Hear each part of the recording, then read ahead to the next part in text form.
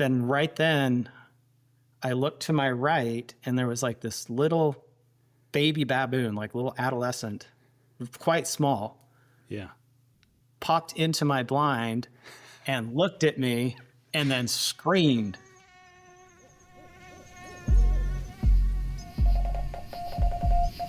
Welcome to the Wild Dispatch.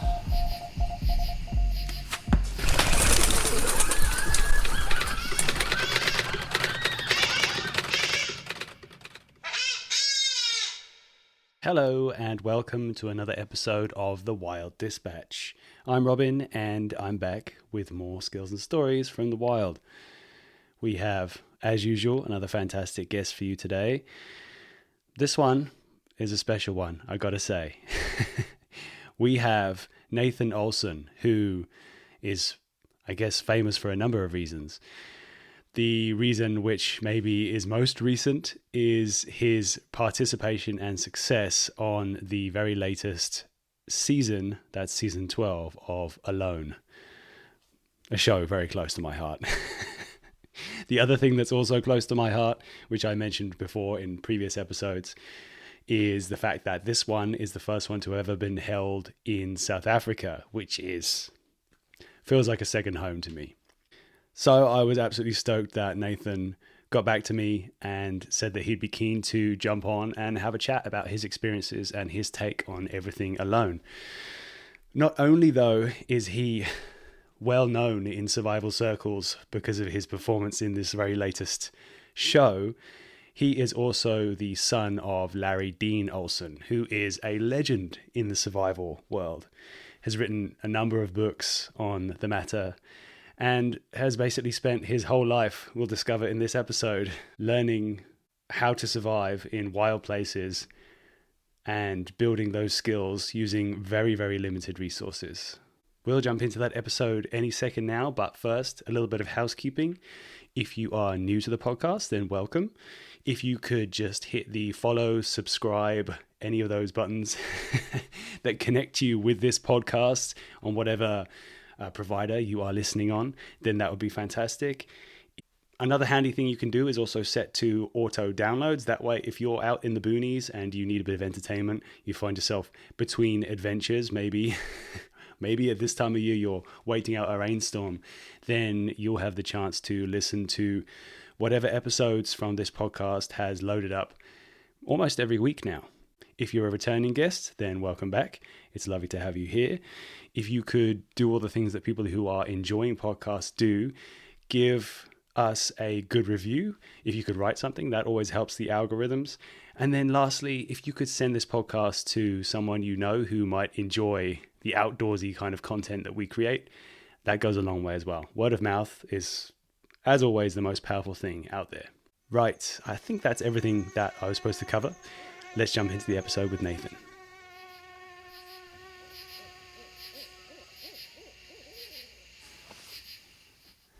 Okay, I think we are recording. Nathan, welcome to the podcast. Oh, thank you, Robin. Good to be here.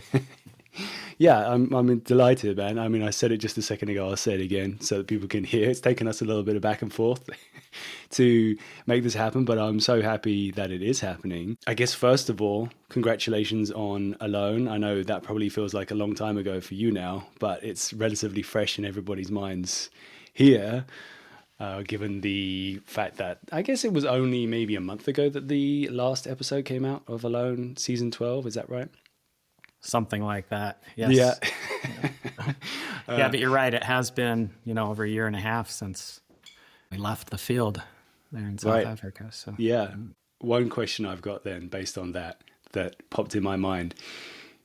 How hard was it to keep that as a secret if it's a year and a half and you've won this thing? Yeah. And I guess the rule is you're not allowed to tell anyone, right? Maybe if you have a few people you trust, maybe that's allowed. Mm-hmm. Yeah, that's right. So, of course, you're allowed to, tell immediate family. We have a lot of children, so that's a lot of people to encourage to be careful and keep it a secret, right? So it must have been tricky keeping it stum, so to speak. There was one other thing I also wanted to ask you before we get rolling into all the different, there's so many things I want to ask you about. But we were going to have a chat actually before you were going off, I believe, into the mountains is my assumption. But I unfortunately had a bit of a sniffle. So I had to cancel, which was my fault. But you were going to go elk hunting. So I'm wondering, you're back now. How did that go? It was a great trip. We went out for it's just the last 3 days of the season, the archery season here in Idaho, up in the Pioneer Mountains. Went with a friend, Del Janes. He's part of an outfitter company up there. Where, we didn't officially go with outfitters or guides, but we went into that region that he's really familiar with. And, perfect. Man, we saw so many elk. Yeah? Del, my friend, we hunted together, and I think close to 100% of the elk we spotted, it was him spotting them first. That guy's got an incredible eye for it. I guess you've got to get your eye tuned in certain areas, right? Like, I mean, I was just in the mountains of Colorado, and it took me, I was only there for 9 days, but definitely, I mean, we were coming across elk, which is always what you want, right? But it was definitely taking me longer to get my eye into that zone. For whatever reason, certain animals will pop in your vision. I think you've got to like train your eye, right? Like, and so like South Africa, when I was there hunting, and I've been lucky enough to hunt there quite a few times, it definitely takes a while. You don't see anything until it's running away at first. And then after a while, it clicks in. And it was definitely the same for elk hunting. So yeah, I don't blame you, man. Although I guess you've probably hunted elk for a while. Yeah, for sure. It's been a long time experience for me, but Del certainly is a master of the craft there, and he did a good job of getting us in on some elk. We didn't time it with the rut. There was no bugling or any, noise going on that helped us locate any elk or call them in. But nevertheless, still got a lot of good action. I had one shot I almost took. It was about 40 yards, but I shoot a traditional bow, so it was just out of range, with that weapon. But I drew on it and realized, no, that's not a safe shot. And so, it was, for me, that was a very successful trip, just being able to get that close, see that many animals, cover so much country, be with an expert guide. Really good time. Talk me through that, if you don't mind. Talk me through that moment then, being full draw, 40 yards. What was the kind of terrain like? What was it a case of? You said they wasn't calling in; it was just stumbling across, right? So you were walk and stalk, that kind of situation, was it? Yeah, exactly. So we had quite a bit of rain, and so we were able to see tracks, right? And so we could see where the elk had entered bedding areas, and they're in there. But you have to creep in so quietly, and they're all bedded, listening. It's really, really tough to approach elk in that condition. But we just went for it anyway. We didn't really have many other options. And so we were creeping around, and this one raghorn bull, stood up. I saw him stand up. He hadn't seen me yet. He'd heard me or smelled me. I'm not sure which. But his head was behind a tree and his butt was behind a tree. And his vitals were just right there in this little window. And I thought, oh, maybe even though it's out of range, I could take that shot because I'm going to stick a tree, right? Or I'm going to get him, So I almost kind of broke my rule and took an extra long shot, but last minute decided, nah, I'm not going to do that. Man, and what kind of stage was that in the hunt? Was that early on or was that later on? Because that can also be a factor, can't it? Exactly. Yeah, that was last day. End of last day. So yeah. It can also be, because I've been in situations like that where you're just near the end of the hunt and it's like, oh, I really want to fling an arrow so badly right now. But also I know how bad my experience of this whole hunt, or how much it could change, right? If you make that choice and it doesn't go the way you want, then you're like stressed with time, trying to find an animal that you've maybe not hit perfectly. Oof. Yeah. No, I can honestly say that I've never regretted not taking the shot. I've only regretted shots I've taken that I shouldn't have. So I kind of keep that as a rule of thumb. Like, that's it doesn't feel right, just don't do it. Yeah, right. Yeah, that's a good record to have. I sometimes don't take shots and then think about it, mull it over for many weeks. You're like, I think I imagine it being a better situation than it probably was for taking a shot. But yeah, that was my season last, not this season, but the season before. I had a bullet 25 with a tree just covering its vitals, and Oh man, it was close. Some of my friends maybe gave me some trouble for not taking that shot because I had it videoed as well, but we'll see. Okay, so I'll stop waffling now. Let's get into it. I guess, what do we want to go into first? There's so many things I want to ask you about. I want to ask you about your experiences in South Africa. For one, it's a place super close to my heart, and I'd love to get your take on the whole experience, and we'll go into that. But I also really want to hear your story. I'm imagining everything is going to merge together, and we're going to jump back and forth and kind of hop all over the place with your memories of growing up and how the things that you learned both on your own in the wilderness, but also under your father, who Larry Dean Olsen, I believe is his name. Is that correct? yes. Do you keep the middle name? Is that right? Like, is that the proper way to say his name, or is it just Larry? Yeah, no, he's often referred to as Larry Dean Olsen, as an author, just to really clarify, because, Larry Olsen's a fairly common name, I guess. Okay, yeah, that's true. Yeah. That's true. In the the wilderness arena, a lot of people just call him Larry Dean. Okay. He often is referred to that way. Well, that's good to know as well. Maybe we will, if I remember, I'll use that from now on. So maybe let's get a bit into...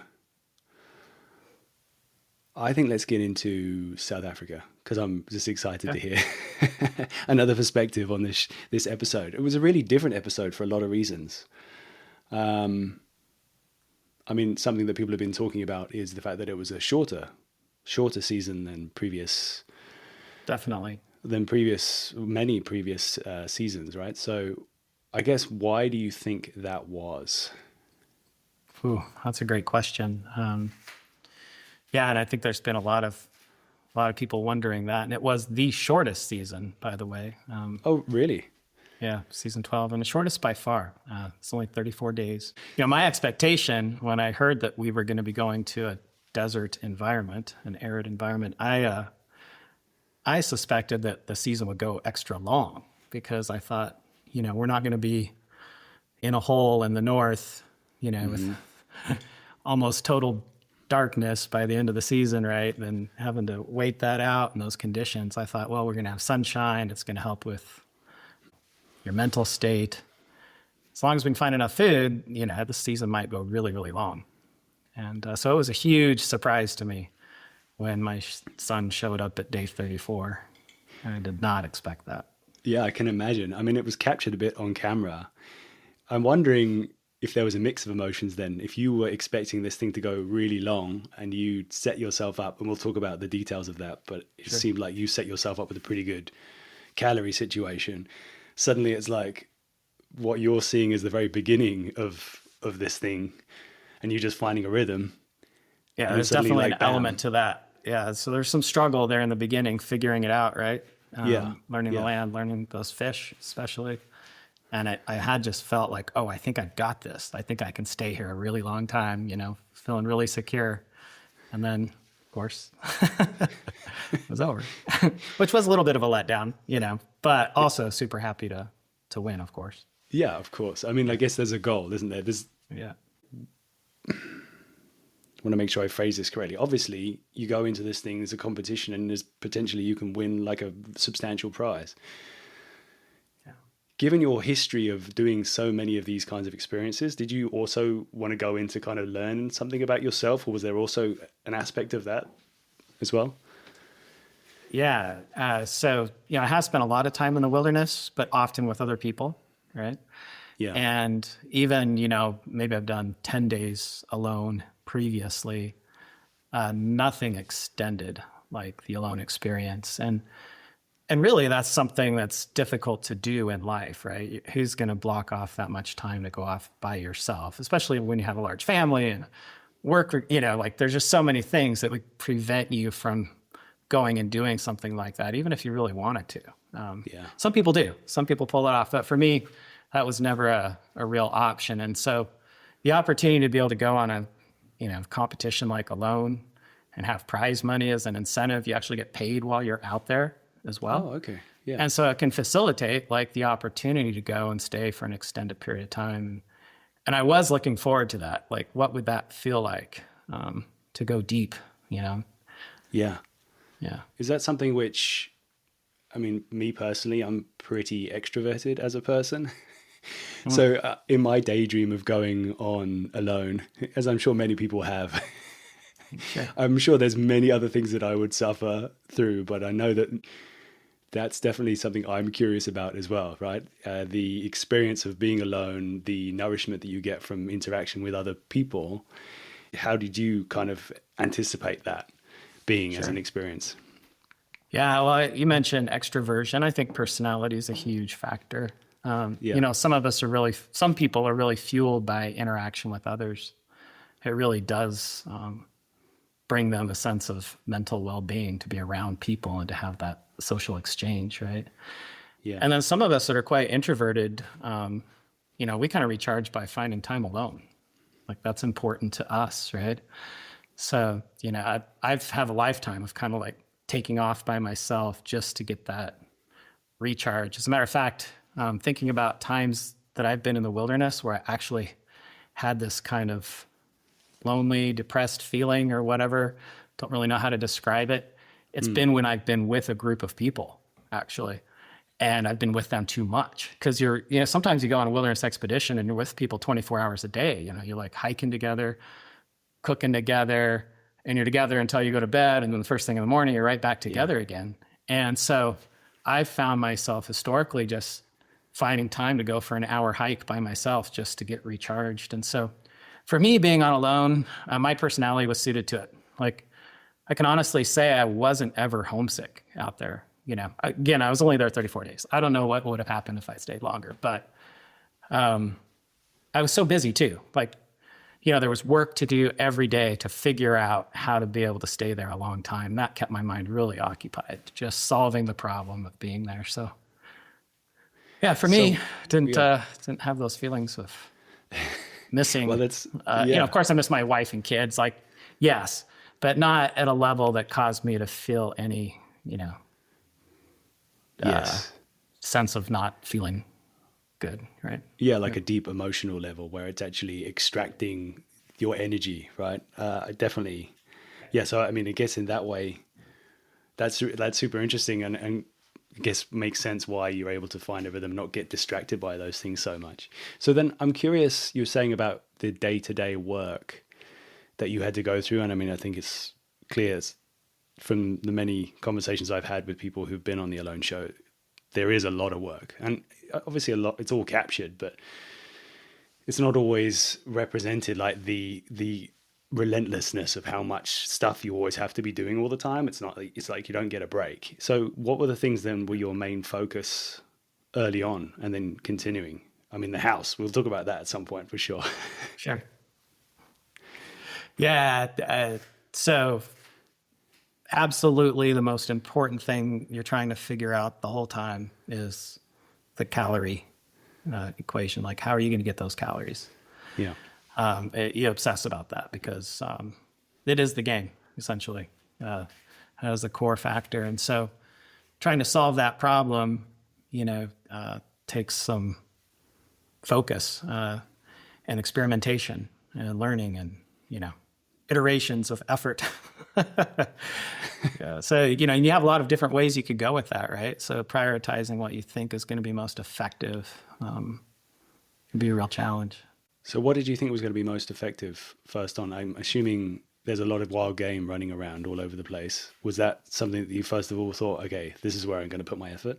Yeah, so the antelope species that were there were plentiful and enticing, right? You think, oh, wow, if I could get one of those, it'd be pretty amazing. Yeah. However, you know, as you know, they tend to be very lean. Just antelope in general have a really low fat content. And so the idea that you could kill one of those animals and live off of it for an extended period isn't very realistic. So in my mind, like the antelope species were in addition to other food sources. And the main food source, of course, that had the capacity to provide the fat along with the protein were the fish. So I did spend most of my effort figuring out how to get those fish in my belly. And you certainly did.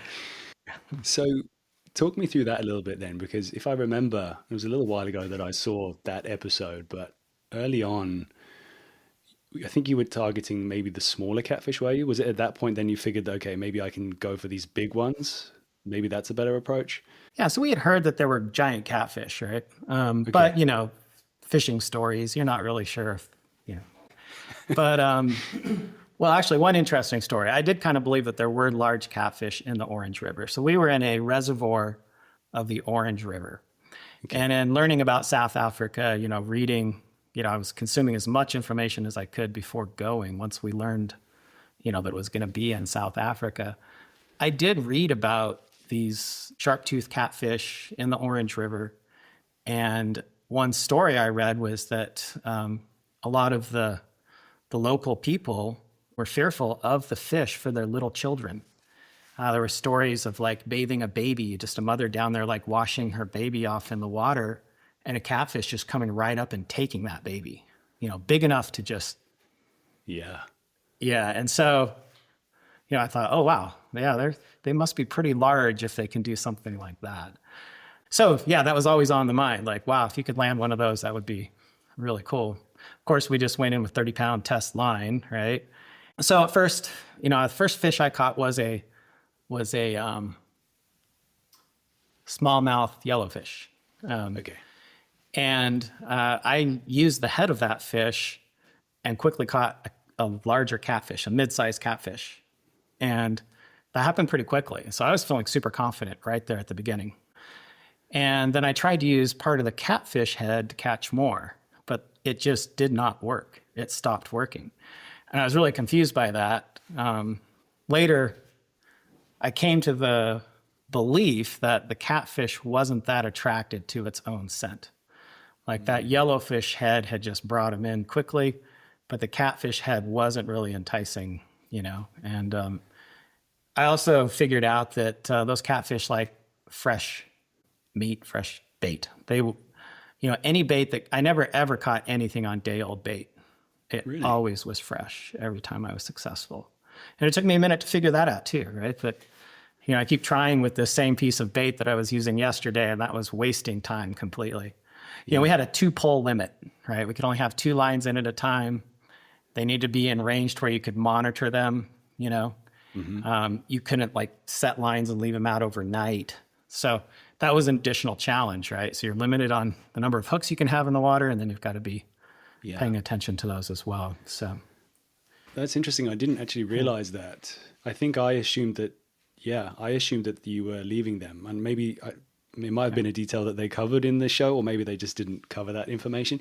But that makes it way harder, because I thought, oh, perfect situation. If you can just load up a couple of lines in the water all the time, 24/7, then in my mind, I thought, oh, you're off like dancing a jig somewhere else, doing other stuff the whole time. But actually, you do need to be kind of within earshot or eye line to see if something's going on. Yeah, the kind of our rule was you had to be in eyesight. So when I was building my shelter, I always had 2 lines out, but I could see those lines from where I was working, make sure they're monitored. Yeah. Let's talk about water, because I think it's an important thing, obviously. I remember speaking with Doug North before, and he said that it was it was even more of a procedure than he thought it would be. So did that take up a huge amount of time as well then? I mean, how much water were you drinking every day? Yeah, I was drinking, 4 liters plus every day. Wow. I'm drinking a lot of bad water in my life, or I've had to boil a lot of bad water and process a lot of water that did not look pleasant. So that, for me, was just business as usual, processing the water there. And luckily, I had plenty of firewood, lots of fuel. Ferro rods. Is really easy to just start a fire and get the water boiling. And you could, of course, do other things. You could fish, while your water's boiling. So you just can weave it into a flow. And then every time I had a meal, which is a significant amount of the time, there are a lot of days where I was eating 3 meals a day. I had a 2-quart pot. I was either boiling fresh fish or dried fish, and I would make sure that pot was clear full of water every time. I had salt. I had plenty of salt to it. So that fishy broth in every meal That was a significant source of fluids for me, just incorporated right into the regular cooking. So that helped a lot. I guess that's a factor which isn't actually that common with other, what's the word, participants. Yeah, I guess if you don't have nearly as many calories coming in, and that's not also in the process of having a lot of water, it's not a usual situation where, like you had, where you're literally consuming a bunch. Just as, to be clear on that, when I had food, I ate 3 meals a day. Yeah. So I'd have a 2-quart pot of liquid with fish in it for breakfast, 2-quart pot for lunch, 2-quart pot for dinner. And so I got my water consumption just while cooking food. Yeah.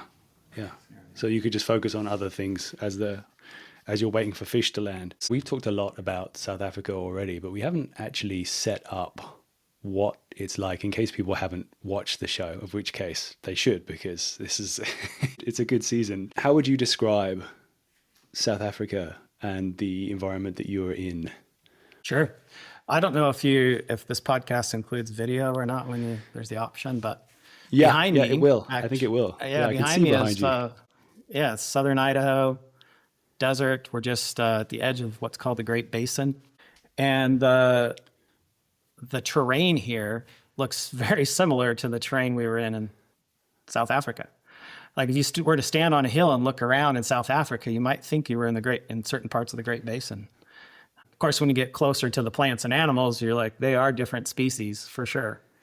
But for me, having spent so much time in this part of the world, it felt very comfortable being there. I mean, we've got rattlesnakes and scorpions and, plenty of similar things that sometimes people aren't used to, right? So I felt very comfortable living on the ground there in South Africa. And certainly, though, a thing that was dramatically different was the abundance of big game.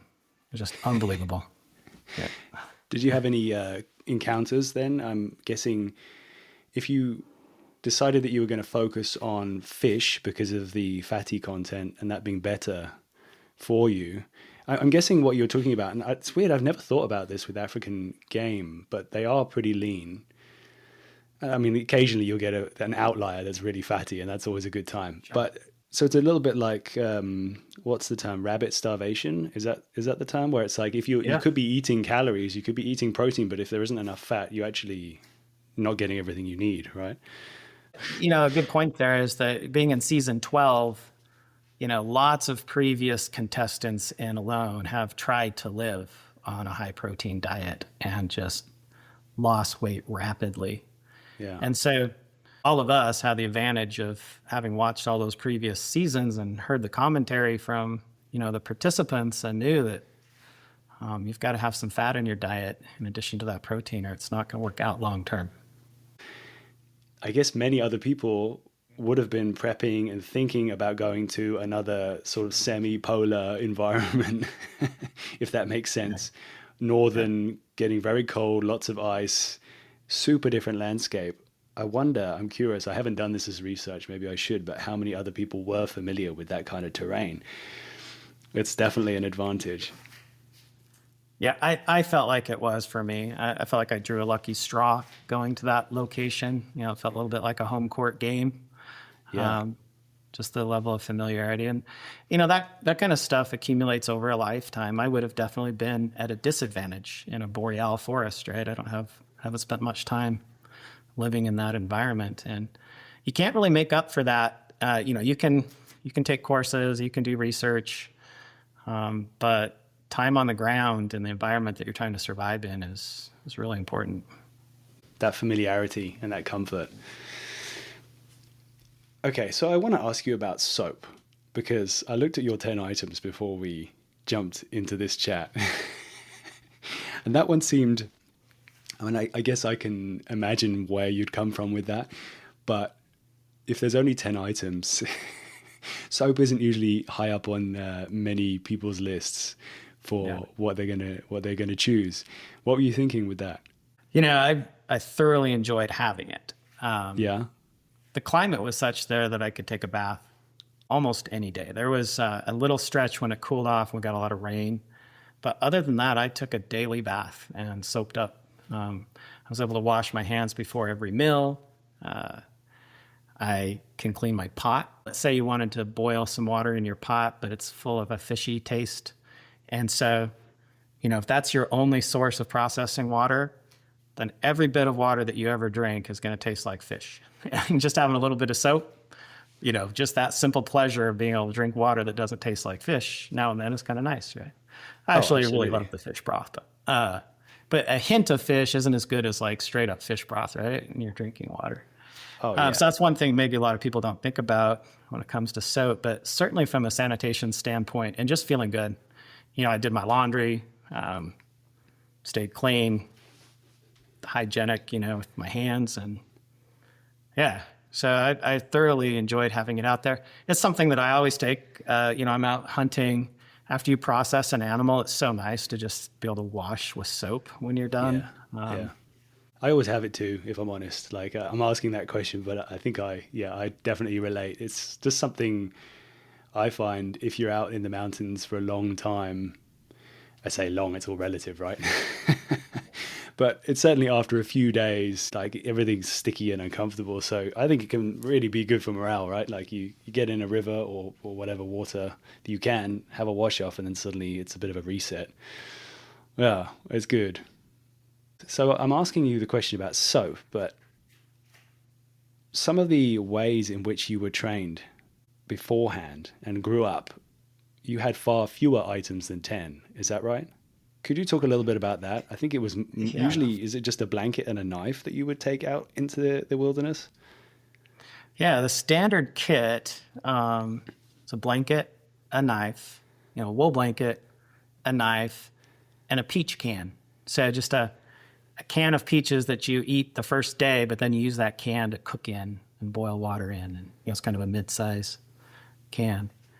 And then, of course, depending on the type of course my father was teaching, if it was more of a hardcore course for adults that really wanted to challenge themselves, then you would go out into the wilderness with very little food supply.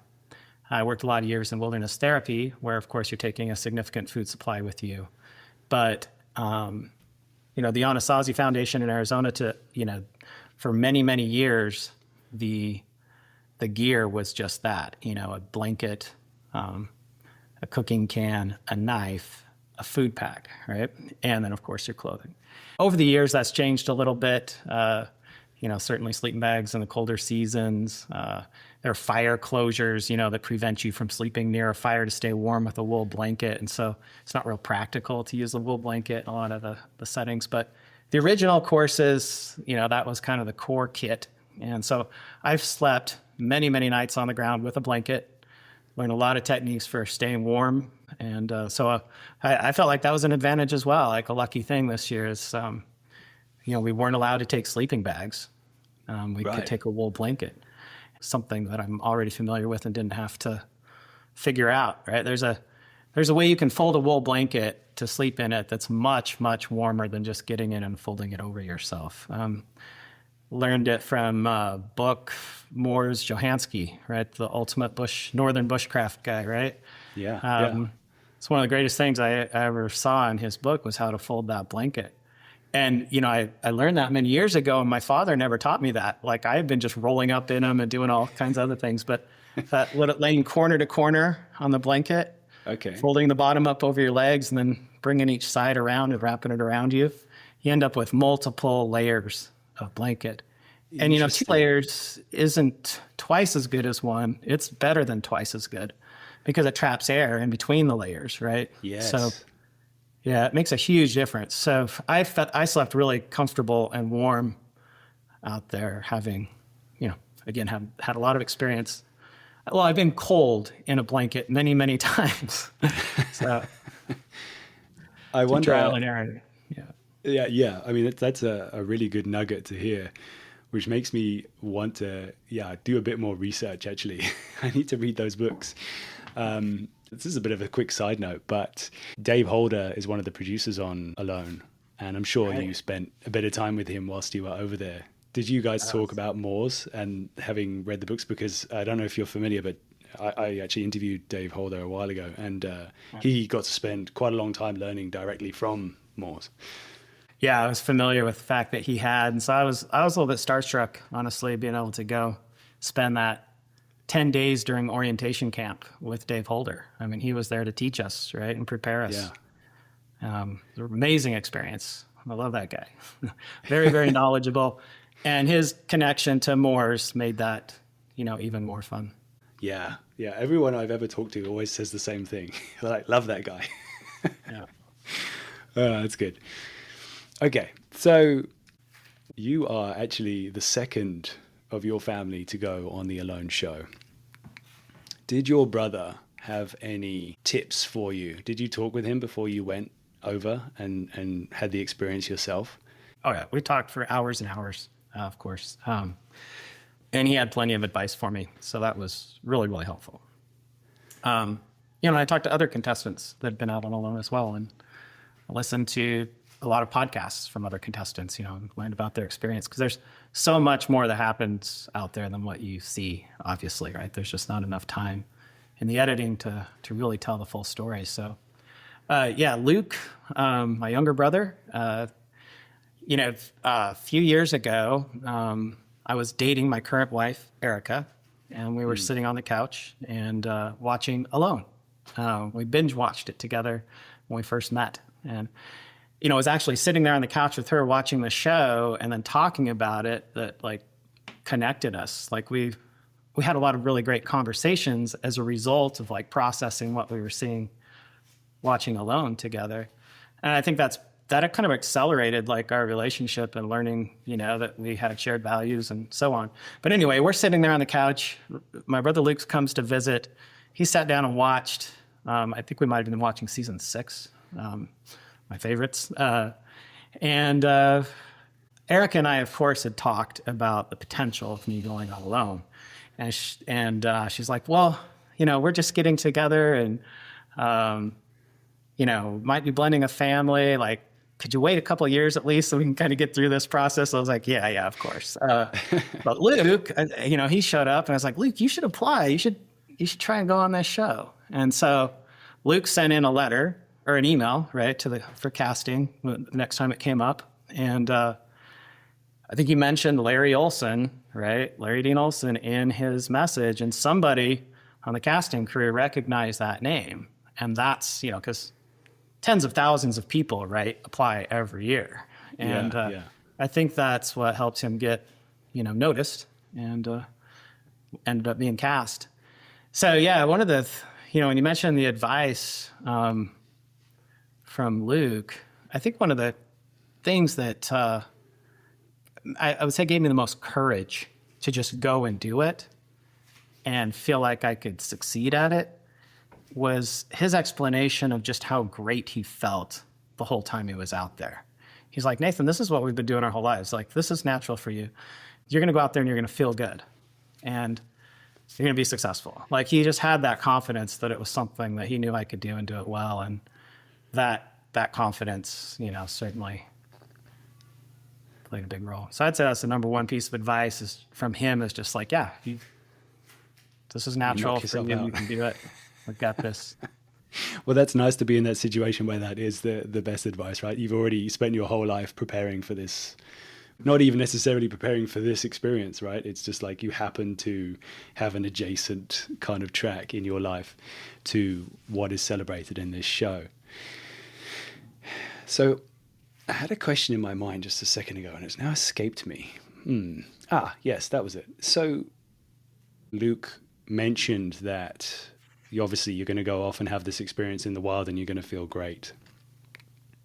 I feel like that ties quite nicely into the concept of wilderness therapy and the therapizing, if that's the word. You can correct me on this, being far more of an expert than I am, but the benefits that come from being out in the wild. And that's something which your father really was a big proponent of. Is that correct? Sure, yeah. It was his life's work. Was that something that happened early on, the kind of process? Because I know your father was holding these kinds of training experiences, wilderness skills, for a very long time. Yeah. But it didn't always start that way, did it? It was more about the skills than the emotional or mental benefits. Well, yeah, it was a natural evolution. So, my father grew up right here in southern Idaho. Yeah.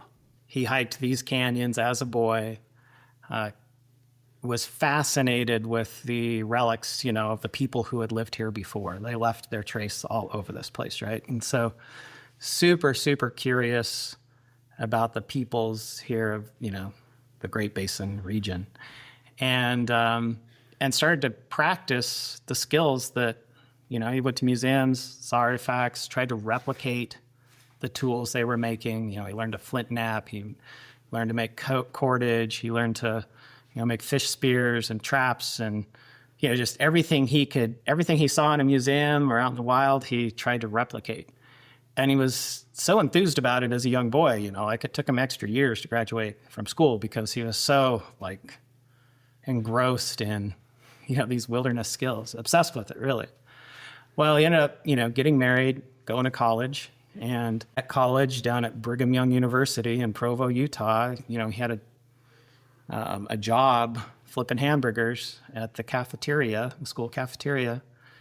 And they'd had some children, and they were just living this very poor student life, right? And he had this idea that, hey, I know a lot of these skills, and he, people who had met him and he talked to about it seemed really curious. Like a lot of people just wanted to learn as well. And so he taught some Boy Scout troops, and it was really well received.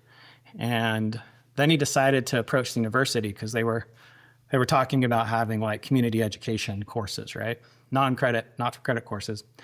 And so he proposed that he teach a class on outdoor survival skills for one of those educational or community ed programs. The university said, yeah, sure. If you can get 30 students, then, you can have a course and we'll pay you so much per month, right? This is back in the 60s. It wasn't very much, but, yeah, compared to flipping hamburgers, it felt like a good opportunity to provide for his family. So the first night of put up posters around campus. The first night, over 60 people showed up. So they broke it into 2 sections, doubled his income, and the course was a hit. People loved it, and it filled up the next semester. And then they made it into a 4-credit course that he taught for the university. And he never actually graduated because he was so involved in teaching this course at Brigham Young University that never finished college. So, but one of the things that they noticed, they were taking all these, college-age students. They, of course, they had classroom work, but then at some point in the semester, at the end, they would go out and do a field trip, right? And they were having really great experiences. And then they decided to do an extended field trip in the summer, a 27-day survival course. And they had been getting reports from students, after having this wilderness experience, that it had really affected them. Man, I just feel like I'm motivated to do better in school and life. I feel recharged. And they were seeing this psychological benefit of spending time in the wilderness. And so the psychology department decided to run a little experiment on, to see if spending time in the wilderness could help with academic success. And so they wrote a letter to all the students who had been let go from the university the previous year they basically failed, flunked out of school, right? And so they sent them a letter and said, hey, if you'll come back and do this 27-day course this summer, we'll give you a chance to re-enroll in the fall. And they had quite a few takers, close to 30, I think. So they bussed them down to southern Utah, sent them out in the wilderness for 27 days. And it turned out that only one of the students in that entire group didn't graduate. And so they thought, wow, that's just an amazing success. We took this cohort that flunked out, gave them this experience, let them re-enroll, and now we have this really outstanding graduation rate. So that's what kind of kicked off the idea that, hey, this is really powerful, taking people out in the wilderness. And so then they started working with some adjudicated youth.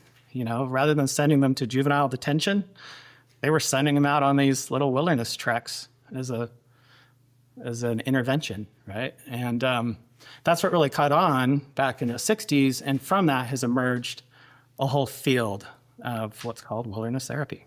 So from that point forward, the majority of my father's life was spent taking young people out into the wilderness as It's a way to intervene in their lives in a positive way. Yeah, that's incredible as well.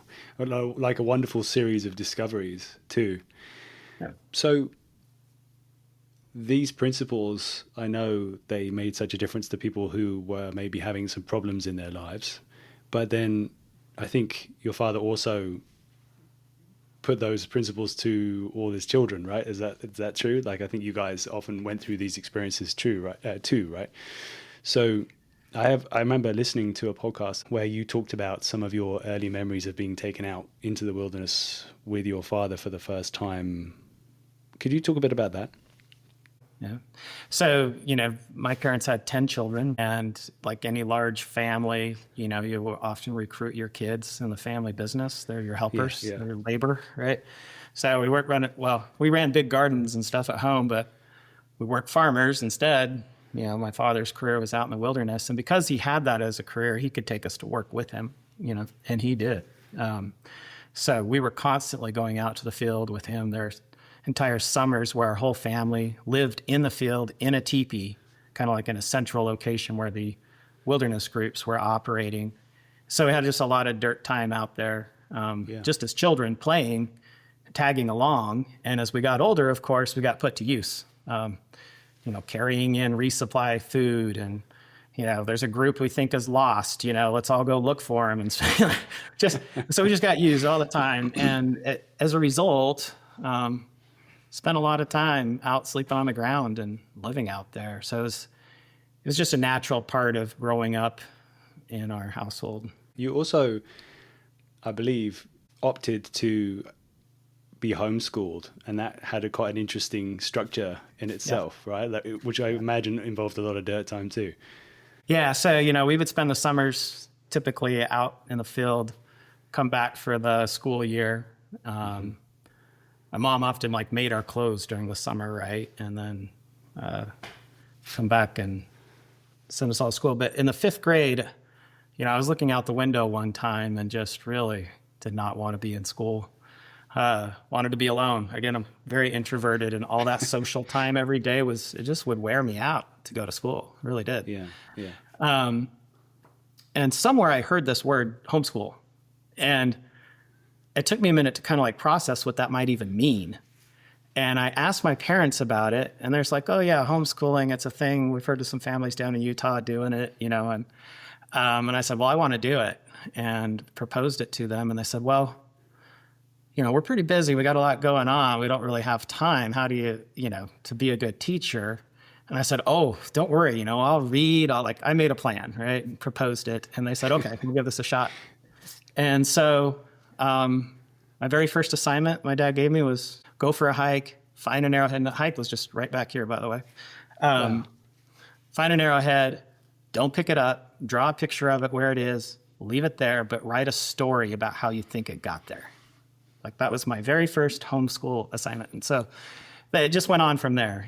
That's what homeschool was like. That and some math workbooks and, a few things. But one of the things that enabled me to do is herd sheep. I was fascinated with sheep herding. And so I had saved some money, and my parents matched, and we bought a flock of sheep, about a dozen ewes and a ram.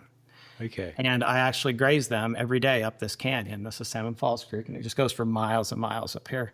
And so I would get up in the morning with my backpack, take off with the sheep, read books, just hang out alone, all day long, and then bring them home in the evening and put them in a corral that had a light in it so that the coyotes wouldn't come in. And, you can't just leave a sheep out here. The coyotes around here will take them. Okay. So that was, that had to happen every day. Eventually I got to where I'd turn them out, and then go find them later. But a lot of time. So there's one other story that I'd love you to tell, if you wouldn't mind. I think your dad took you out, just the two of you. I mean, obviously it's a big family. You got a lot of siblings. I think that was a bit of I don't know if tradition is the right word, but it's something that each of your siblings kind of, as they got to the right age, they would go through spending some time out in nature with your dad.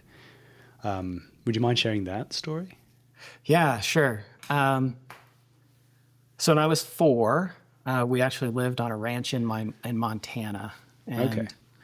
my dad, he had a really bad car accident that broke his femur. It was a really bad break. His leg never healed properly. And so that limited his ability to go on like extended hikes and to do the type of survival courses, at least during the time that he was recovering for a few years from that accident. And so my parents moved to Montana, bought a small ranch there. His book was selling at that time, and it was a national bestseller, and he was making quite a bit of money, just, income from the book sales, to where they were able to buy this ranch in Montana. And the idea was to teach homesteading there on the ranch. So he had students that would come and learn, all kinds of homesteading and bushcraft skills. And anyway, so we were living there. And but one day, my dad, said, "Hey, we're gonna go out together, just you and me." And again, a lot of siblings, and so that felt really special, just to have a night with my dad. And he just, we didn't take a blanket, we didn't take anything other than a knife. Wow. And as we were hiking, he stopped and he cut a willow. And as we were hiking, he carved a toy knife for me out of that willow with like a decorated handle. It was just this beautiful little toy knife. And so, he had his knife, I had mine. We hiked up into the hills. We found a spot by a big rock.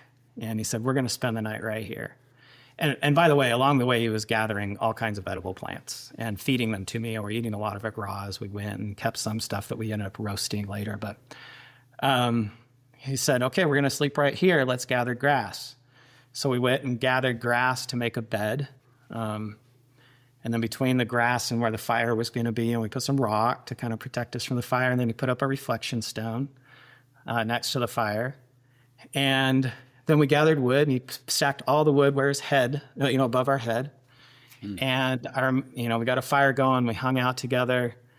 And then when it was time to go to sleep, we just laid on our side in front of that fire, and I had my back to him and the fire in front of me. And this is Montana, Bitterroot Mountains. Like, it's cold at night, even in the summer, quite chilly. Yeah. But I fell asleep and did not wake up till morning. Like, I stayed completely warm with no bedding all night long, because every time that fire started to die down, my dad would just reach up above his head and put sticks on, put wood on the fire. So we just kept that steady fire, and then with him behind me, and I had my head was on his arm for a pillow. So just as a little 4-year boy, I had a perfectly comfortable night. And that's the kind of dad he was. Like, he just took me out there and gave me that experience. And when the first day I was on alone, I replicated that exact same setup. Okay. First thing I did when I got there was gathered grass, set up my fireplace, made a comfortable bed, gathered firewood, stacked it by my head. And then, of course, I had a blanket, which was great. But I did the same thing at night. Anytime it get chilly, I just drag some wood off, and put it on the fire without having to get out of bed. And so, yeah, I had memories of my father in that experience there, that first day on alone. That must have been amazing. Yeah, I was actually just about to ask you, and you've already answered it, but yeah, the nature of doing this experience and being on your own, and there not being any distractions of talking with other people. You must have had a lot of strong memories come back. I wonder if there's any other stories or things that triggered in your mind, like you had time to think about, because there's nothing else to stop you other than the routine of being there alone.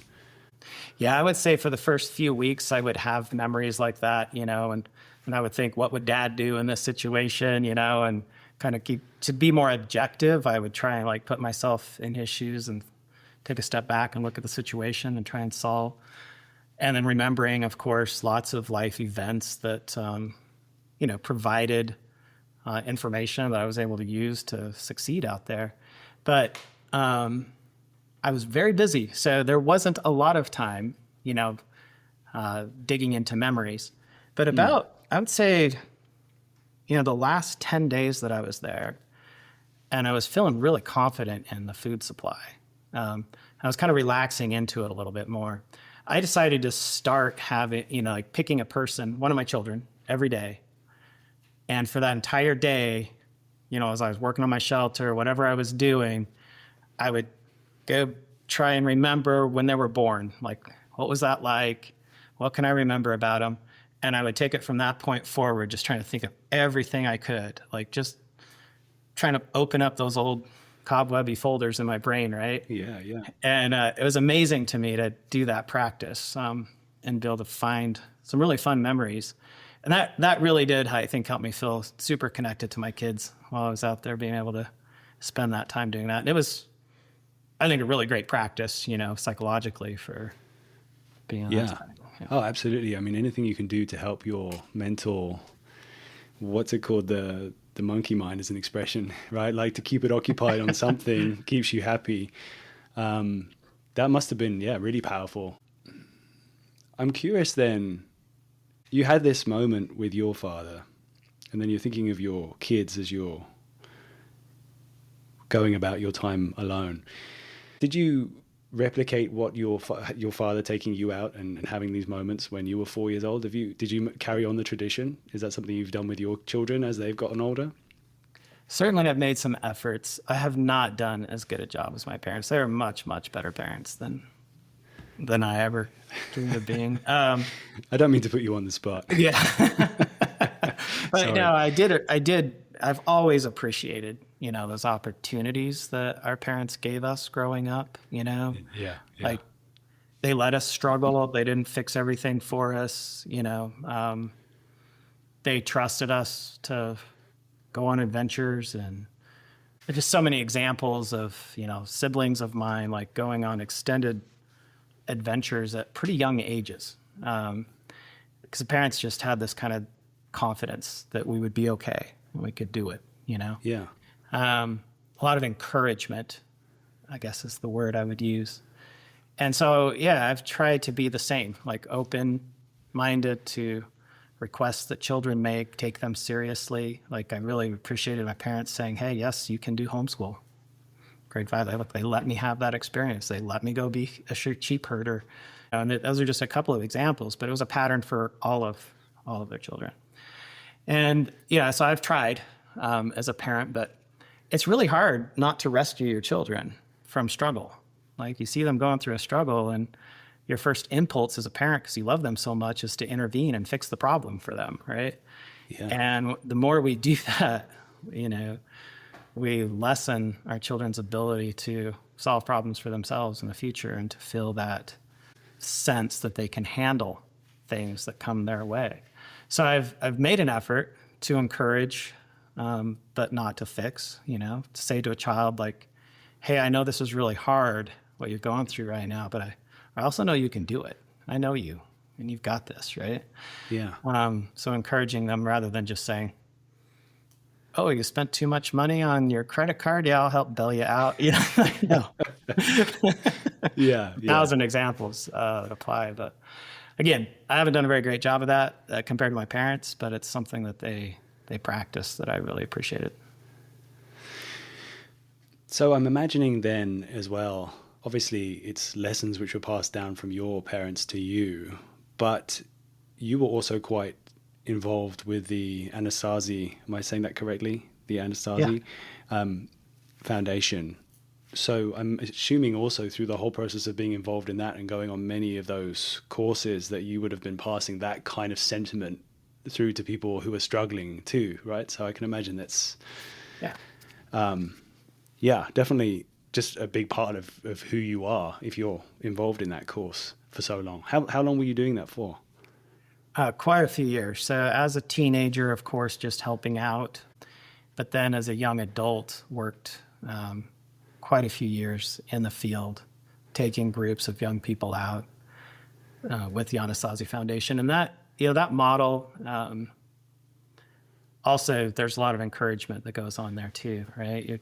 You're going out into the wilderness, and it's a real sense of camaraderie between like the guides and the clients. You're out there in it together. You have exactly the same gear, the same food. You all need to prepare for the night, stay warm, to eat well, to get to the next destination. You go out there, and as a guide, you just live you make a grass bed so you can sleep comfortable, and the clients, the students, they watch you build that grass bed, and then they ask you questions like, how do I do this or that? And you get the opportunity to just invite and teach and encourage. And it's really an amazing experience to see, a young person, after spending time out there, they've reached they're proficient enough that they could go spend a significant amount of time on their own in their wilderness if they wanted to. And that's pretty empowering to just know that you can do that, right? So it's a unique thing actually in the world today, that skill. I can definitely, it's not exactly the same, but I can definitely feel, having spent the last 5, 6, 7 years becoming more connected with the wild and learning, not nearly to the extent that you or your family, obviously, but growing more comfortable with the wilderness, learning skills, learning how to feed myself through hunting and foraging and understanding mushrooms and plants, that there's something deep inside that creates like a sense of well-being, but also a confidence that if you have that understanding, that maybe it's a primal thing that comes way back to generationally, when we really had no choice. There were no other options than just the skills that you had to keep you alive. But it comes with, I think that brings a sense of well-being. Does that make sense? Absolutely. That truly is what wilderness therapy is. And the data, shows that experience truly does have a profound effect on people's lives. And so I've been lucky to be a part of a lot of research around wilderness therapy through my career and other forms of behavioral healthcare treatment. Wilderness therapy really stands out in that, if you give a student an assessment at the beginning, that measures their levels of distress in life, anxiety, depression, whatever it is, their relationships. So you score all that at the beginning, score it at the end, score it a year later. The level of improvement in those scores is dramatic. And this has been replicated thousands of times, with literally tens of thousands of clients over a long period of time. There's been over 100 published studies on the data that's been gathered from these wilderness therapy programs. And it's absolutely clear that it's, the outcomes are very significant. If you think about it, if you were a therapist trying to work with someone who was struggling with anxiety or depression, and they came to your office and met with you, in that environment, and as a therapist that if they would go home and they would exercise and eat well, and they wouldn't spend all their time in front of a screen. And, if you knew as a clinician, if you could get them to do that for the rest of the week, that your outcomes and your working with that client would be much better. And so it's pretty simple, right? You go out in the wilderness and you get that built-in exercise, good diet, away from the distractions of the digital world, especially now. And then you're with people that are there, that are helpful, that are trained, right, that understand and can empathize with anxiety and depression and other struggles, right? So you've got all this support, and then you've got a setting that just reinforces that. And therefore, the outcomes are amazing. So, yeah. I'm curious. You actually, I read a paper about wilderness therapy, and there's so much. Absolutely. To double down on what you're saying, it's incredible the amount of positive results in terms of, many, many, many factors. There's one factor I was curious about, that there was an element of percentages that it's actually safer to be out in a wilderness therapy course in the wild than a lot of these kids who are going through various experiences, suffering in multiple different ways. Yeah. That you're actually safer when you're out in the wilderness. And I guess it's a two-part question. One is, could you talk a bit about maybe why that is? But then also, the thing that I was curious about is, has there been a point where maybe there's been a misperception about wilderness therapy? And was there a need to look at those statistics? I'm wondering, I was looking at the statistics, but also looking at why does it need to even be talked about? Does that make sense? Yeah, absolutely, Robin. Yeah, so wilderness therapy, as I mentioned, has a long history. Kind of started in the 60s with my father. There was some stuff going on with Outward Bound back then, right? When they're realizing the benefit of, taking young people out on expeditions. And over time, that has turned into a business model, right? A wilderness therapy program is a business that takes young people out into the wilderness and provides treatment. And like any business, there are various business owners, and they may choose to do things in different ways, right? And so there was an era where there was an element, I would say, of tough love kind of mentality, which is not at all the model. As I mentioned before, there's a lot of camaraderie between the staff and students in the model that my father, taught. Yeah. But, other people, for example, had like a life-changing experience going to boot camp, right? Oh, that changed my life. It was amazing. Yeah, and so then, let's do a wilderness program and let's shake these kids up, let's yell at them and tell them they're babies and whatever they do, right? Yeah. Which was totally inappropriate for the setting, because especially if you're taking out young people who've had like trauma in their life, the last thing they need is another traumatic experience. They don't need somebody yelling at them or not feeding them well, or. So there was an element for a time when some programs started up that, my father saw that happening and it really upset him. As a matter of fact, when he started the Anasazi Foundation and created it as made it into a nonprofit, part of that effort was to like show a blueprint for how this can be done in a way that's, trauma informed, that takes good care of people, where they're safe, not just physically, but emotionally safe in the program. Well, there were several programs that came and went. There were some issues, with death and a couple of them that happened, some things that should not have happened. And so that did create like this negative image in the press and the media of these so-called wilderness therapy programs, right? Where kids actually got hurt. Yeah. And so my father. How long ago was that? Just I'm curious. A lot of that happened in the 90s. Okay. Yeah. As a matter of fact, not too long ago, there was a documentary on Netflix called Hell Camp. Yes. And it was about one of those programs in the 90s, late 80s or maybe into the early 90s. Okay. And it truly did go wrong after a while. And the participants in those programs that are upset about it now as adults, they're well justified in being upset about some of the treatment that occurred.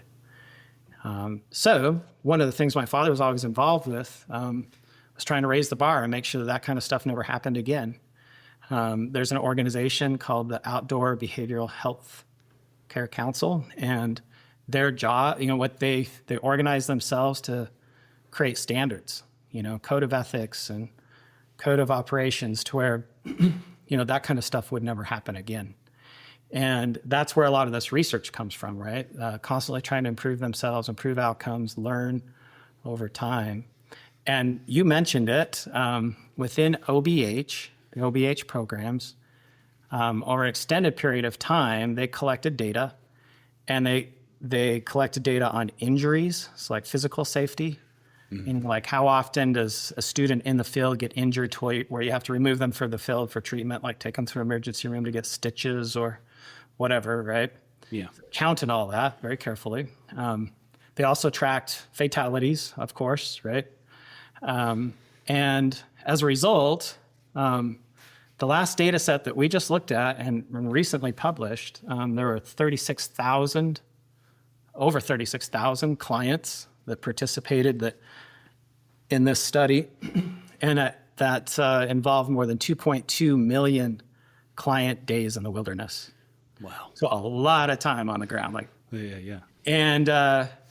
And this was for a population typically like age 15 to 24, young people. And so they took that information and compared it to the general population. So if you're age 15 to 24 in the general population, what's the likelihood that you're going to get injured and need to go to the emergency room? Like, how frequent is that? And what's the fatality rate for young people in America in that age group? And then they compared that to those same rates, right, in wilderness. And it turns out that in a wilderness program, you're 6.5 times less likely to die than you are in regular life. Yeah. So, it's an outstanding result. And really flip that narrative. Like that Hell Camp narrative was, oh, it's super dangerous. But the reality is that these OBH programs that are following best practices, it's actually a much safer place to be as a young person than in our modern world. And the thing that's actually really extraordinary about that is that most of the participants in wilderness therapy are there because they're struggling in some way, whether that's anxiety or depression or, some other issue going on in their life. And that population is even more likely to experience fatalities in regular life than the general population. So, I think it's even better than 6.5 times better for the young people that have participated in wilderness therapy. Yeah. And then when it comes to injuries, again, it's very similar rates. Like the emergency room rate for, young people being pulled out of the wilderness to those in regular life is almost identical. So, and which is also amazing because out there you're using knives, you're whittling all the time, you're going to get cuts, things are going to happen, right? And so it's pretty impressive that it's that safe. Definitely. And also I can imagine, ultimately the parents are probably going to be a main factor, right? And it's easy to have a misperception about the wild, danger, animal encounters or snakes or whatever happens to be in the environment that you're in. Yeah. There's always a bit of a disproportionate fear of those dangers versus like the drive to get to somewhere is usually far more dangerous, isn't it? So I can see how statistics like that would really help put people's minds at ease if they're looking for some help, right? Absolutely. So is it okay if we jump back to alone? Sure. We'll probably jump around. We can jump back and forth. If there's something else that you think of that you wanted to say about what we were just talking about, then by all means, just shout. I wanted to talk about the giant stone house that you built. Now, I'm like many other people who watch Alone, I'm sure, a bit of an armchair expert. I remember thinking, like, what is this guy doing? Like, he's pouring so many calories into building this shelter. Yeah. And I was curious. As you were doing it, and I think they weren't showing some of the context maybe of the story in the sense that you were starting to figure out an effective food and consistent food source. But could you talk me through that? Like, when did you think that you were going to start building a stone house? Did you have the plan to do that before? Did you wait until you'd got a bit more of a secure food source before you started? Talk me through your thinking with that, because it's kind of risky behavior. Yeah. Yeah, absolutely it is. And it was a huge calorie expenditure. That was a lot of rock and sand that I moved to build that shelter. Yeah. So as I mentioned, when I got there, I just made a grass bed. Yes. No shelter at all. I did not take a tarp as one of my 10 items. I was not expecting it to rain ever. Yeah. Because, I had actually looked up the rainfall records for the previous several years in that exact location. Uh-huh. And, it wasn't going to rain, of course. Boy, did it. A bleak storm came in, and it was a big storm. Like, I think several people in the region died, because of the intensity of this storm that came through. Yeah. And I had no shelter when that hit. But I did have a wool blanket, and I had plenty of firewood. As a matter of fact, there were these big root burls from the acacia trees because, we were on a reservoir. And on a reservoir, the shoreline goes up and down. Yeah. And it had gone up and killed a bunch of trees, right? And so then you've got, eroding out these giant root burls. And they're super dense, heavy hardwood, right? Acacia. And you could drop one of those root burls on a fire, and that thing would burn all night super hot, right? Yeah.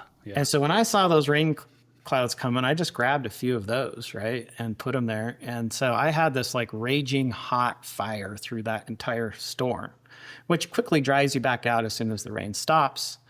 Wool, most of my clothing was wool, and wool blanket. So even though I got wet, absolutely wet, right? You stay fairly warm inside of wet wool, right? It tends to help you. It still retains some heat in that condition. So honestly, it wasn't that big of a deal for me, that storm. I got wet, yes, but I stayed warm and dried right back out easily and went on with the work I had to do. But I thought, man, that would have been really nice if I'd had a shelter. I would really love to just hang out in a shelter instead of enduring being wet and, standing up by a fire at night because the rain's pouring down so hard. So I thought, yeah, eventually I do want to build a shelter, but not until the time's right. And I noticed something like 50 yards from where I was sleeping, there was an ancient rock structure, like the foundation of it. Mm-hmm. Somebody had lived in that spot in a little stone house at some point in the past. And I would actually sit there in the mornings on the edge of that shelter. It's kind of like my little sitting spot because I could sit there and like scan the whole hillside, a big area, and like watch for game and, at first light. One morning I was sitting there at first light and I saw a mouse actually in the little ruin, right? And that's when I got the idea, I could trap mice for bait. Because here's another rule that we had out there is that we couldn't leave traps out overnight. So they did get approval for Paiute deadfall traps, but they couldn't be left out overnight, which defeats the reason for a deadfall trap. That's how you use them, is leave them up overnight. So I had written that off. I wasn't planning to use any deadfall traps, but when I saw that mouse in the daylight, I thought, I can just get up early in the morning and set a bunch of traps. And so I started doing that. And I actually caught a shrew, and they were very effective for bait. But that's another story. Back to the shelter. Anyway. Yeah. But sitting in that little ruin kind of inspired me to build a rock shelter. And I decided to build exactly the same size. So my blueprint for my shelter was a replica of an existing ruin. Now, one of the rules, of course, is that you, of course, would never destroy or touch a ruin. So I didn't just go rebuild the existing one. I didn't I went. Yeah. I didn't steal any stone from that one either, but started fresh. And then on timing, at day 21 is when you get your first doctor visit. And I think it was right after that short time after that I started building that shelter. And at that point, I was feeling confident. I had caught several large catfish. On the show, they only have so much time, right? They're not going to show everything that happens. And there were quite a few fish that I caught that did not, make the edit. And so I had more food than you might think. Not that I didn't get hungry. I had some hungry patches for sure. Yeah. But I was feeling confident around the ability to continue bringing in that catfish. And I could fish while building the shelter. So I wasn't taking time away from building the shelter or from fishing to build that shelter. So I could sit there and watch my hooks and line, or I could stack rock. And I would have spent far fewer calories sitting there watching, but I also don't like to sit around. I'm not somebody that goes fishing and sits there and watch, in my regular life. I don't get a lot of pleasure out of sitting still. So it worked really well for me to have something to do while I was fishing. And I really loved replicating that old shelter. And my dad loved laying stone. As kids, all over the property here, there's stone walls everywhere. He loved building stone walls. So I learned from him how to stack stone. And of course, as you know, made a pretty big error in my stone laying there that had some pretty significant results. So what went wrong? Because there was a spectacular moment. You looked like you were almost done, and then the whole thing comes crashing down on one corner. Yeah.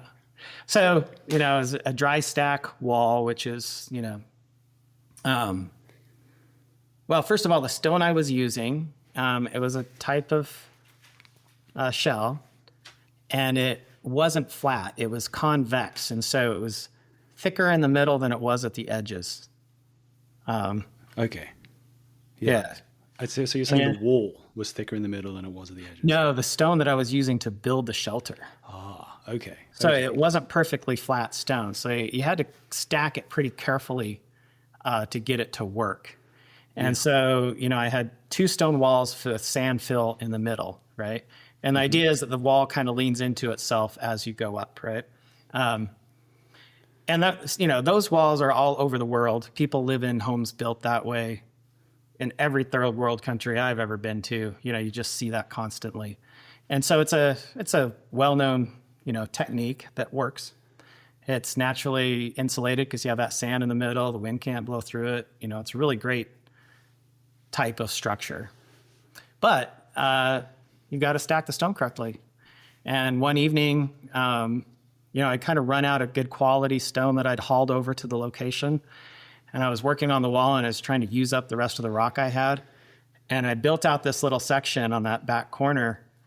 And I looked at it, I was like, oh, I'll probably take that apart and redo it in the morning. I'll get some different rock. Well, I came back the next morning, hauled over a bunch of rock. And I looked at it, I said, you know what, if I just put a big rock right over that, kind of cap it, I think that's going to be okay. And I just kept going up. And it was a tragic mistake. Like it would have only taken me 10 minutes to have redone that at that point, right? To just fix it and move on. But I was kind of in a hurry, I guess. I just wanted to get it done. I'm on camera. I'm trying to, like, you know, get this thing finished. And man, did I regret it. When that thing came down, oh, yeah. Terrible. Did you feel like at that point then, because that's a bit of a test, right? Like a mental test. Did you consider giving up and not carrying on? Because my assumption was once it fell down like that, I was like, okay, he's not going to bother finishing this thing. It's like too many calories now. What was your thought process? Well, yeah, the first thought was when I saw that kind of like unzip, you know, I was amazed at how that, it's like dominoes, the way that just continued to come apart, clear out to where the other solid corners kind of stopped it, right? Mm-hmm. And I was really worried about its stability. Like, can I even get this thing? Because you build it in layers, and then the layers were broken, right? And I thought, that's going to be hard to patch, like way harder than building it in the first place. And I had this fear that, like, I'm going to be working on patching this and it's going to keep collapsing and it's just going to be a mess. I'm like, I'm going to be on camera now, just like trying to fix this, and it's just going to go terrible. Like, I mean, that's something you think about when you're out there, right? You're filming yourself 24 hours a day. You're not allowed to delete anything. So all the mistakes are there for the world, right? So all that's in your head. But after that fell down, I went back to camp, ate some lunch, at a big mill, and it's like, you know what, I can do it. I'm just gonna go back there and rebuild that. And I had it done by that night. I had that patched up, you know, between lunch and dark. I had that back to where it was when it started to collapse. I just hustled and got after it, and then it was solid from there on out. One of the cool things I noticed when it fell down was that it only fell outwards. Not a single rock fell inside. You know, when I filmed the inside, there were some rocks on the floor, but those were stones that I put there to build with. They hadn't fallen off the wall. Okay. Yeah. And that gave me some comfort. Like, seeing that collapse like that is like, who would want to sleep next to a wall that could potentially fall on you, right? But I thought about it, and like the physics of that is it can't fall inward because it's a square, right? It can't fall in on itself. Rock can't compress. Mm-hmm. And so if it's going to collapse, it would only collapse outward. So even though I'd seen it do that, I was comfortable with sleeping in it after that because I actually saw that nothing had happened on the inside. Man, I didn't even think about that as a potential. Right? It would have just been like naively laying there. Oh, nothing's bad's going to happen tonight. No, that's a good point. It's good that you considered it. Thank you for sharing the info about that house, because I was so curious. I was definitely... definitely heckling at the TV at some point, because I guess there's a system in place, like a number of previous, there's 12 seasons now. Quite often people really focus on building like a huge fortress, and then they either don't finish and they tap out, or they finish and then they kind of have they just have their thoughts, and then they get sad and then have to tap out, usually a few days afterwards. So I'm glad that you had the calories to back it up. That's awesome. It was a thing that wasn't quite as shown in the edit. So I'm curious then, you said you were happy with the amount of fish that you had. Do you mind sharing, like, do you know how much catfish you had kind of throughout that process? Like, you were catching some big old catfish, that's for sure. So I was thinking like, wow, that in itself is a huge meal, just one of those. But you were drying it, were you? Yeah. So the acacia trees there you probably saw it was big thorns, right? And they're perfect drying racks.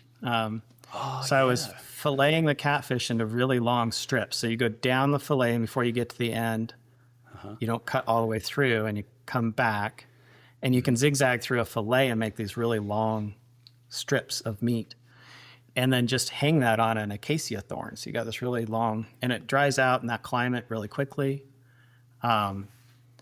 And there was a little bit of a challenge with ants in the acacia trees. So every acacia tree has its own ant colony.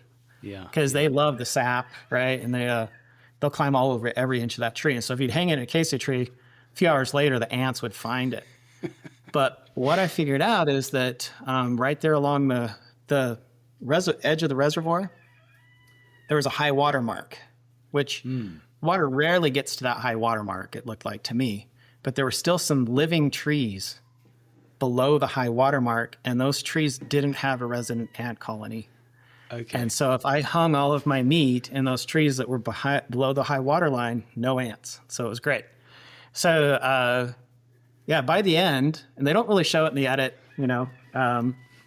but you kind of see it in the blurry background when I'm sitting there with my son, that the trees behind us are just completely loaded with meat. They did show a few of the catfish I caught, but I caught several more large catfish. As a matter of fact, I think the biggest one I caught, they didn't even show it, but other than in the preview, in one of the previews for the episodes, they've got me carrying a fish on a stick. I've got it over my shoulder, and it's hanging down behind me, and just walking. That's the only glimpse of that biggest one that I caught. And that was early on, actually. So it's really easy to store the meat. And then when you boil it, it tasted just like fresh catfish because it reconstituted. Yeah. It was really, really delicious. Perfect. Yeah. How long do you think that biggest fish was? I mean, I guess you said if it was carrying behind you, I mean, was it kind of the length of you, or how long do you think it was? Yeah, it was over 4 foot long. So we did, they gave us a measuring stick before we went out. Or actually not a measuring stick. They marked our belts with centimeter increments because we were required to measure fish when we caught them. So every time we catch a fish, in your little nightly report that you would send in on your yellow brick, you would tell the number of fish and the length of each one. I didn't know that. Okay, that's interesting. I guess then they didn't show that big fish very much at all. There's two things I want to ask you about. One, was there anything else that you really wish that they'd shown in the story overall that just, I mean, I know you've got to go through a lot of people, a lot of stories, something has to get cut. I know that they probably cut some things in order to make things seem a little closer perhaps than they were. I know that that's happened a few times in previous seasons as well. But was there anything that you really wish that they'd included? Well, yes, but, I went into the show understanding that there's no way they would show everything. Yeah. They can't, first off. But then, and they're very upfront about this. Like when you're there for the 10-day orientation camp, they talk about the model for editing the show. Mm-hmm. Each episode has a theme, basically. And they say stories need to have a beginning, a middle, and an end. And if you didn't film it well enough for us to use it, it didn't happen, right? What's that? What a dog app. So you go into that knowing that not everything that happens, is going to make the cut.